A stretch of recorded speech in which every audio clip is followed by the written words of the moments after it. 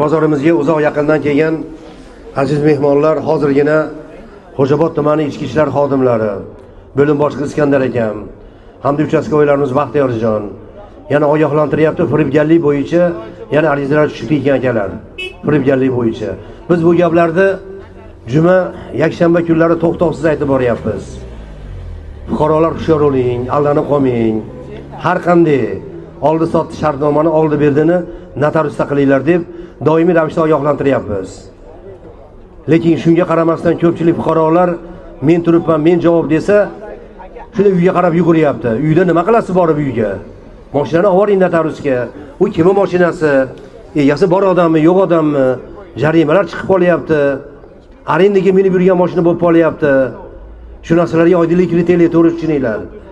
Xo'jaobod tumani ichki ishlar xodimlari bo'lim boshlig'i Iskandar akam aytishi bo'yicha odamlar deydi, yillab pulini ola olmayapti deyapti, yillab. Shunaqa holatga tushib qolmaylik. Bugun yakshanba kuni ham mana notariuslar ishlab turibdi akalar. Erikmasdan notariusga oboraylik. Texpasportni tekshirtiring. Uni qarzi yo'qmi? Puli yetib borganmi mashinaning egasiga? Shu narsalarga oydinlik kiriting. Undan keyin oldi berdini ham notarialning kontorida qilaylik. Shunda hammamiz yaxshi bo'ladi akalar. Ogoh bo'laylik.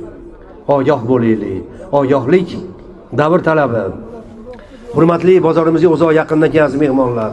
Mana o'zingizlar yaxshi bilasizlar, Markab bozor Telegram kanal ish olib boryapti bozorimizda. Bitta reklamalar YouTube'ga, Instagram'ga, Telegram'ga joylashtiriladi. Mana admin Oyatilla hoji akamiz o'zi borib chiroyli obzorlarni qilyapti. Juda ko'p mashina sotilib ketyapti akalar. Barakaga yaqinroq narx qo'ying, sotilishidan o'zingiz ham hayron qolasiz. Kelinglar. Mana kesinglar, vizitkalari bor, Markab bozor, Telegram kanal. Tez, qulay hamda oson.